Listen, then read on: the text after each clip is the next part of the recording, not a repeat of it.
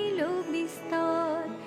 তারপরে কর জোরে করিয়া প্রণতি, কহিল নারদ মুনি নারায়ণী প্রতি। কহু মাতায় কেমন তোমার বিচার, চঞ্চলা চপলা প্রাণ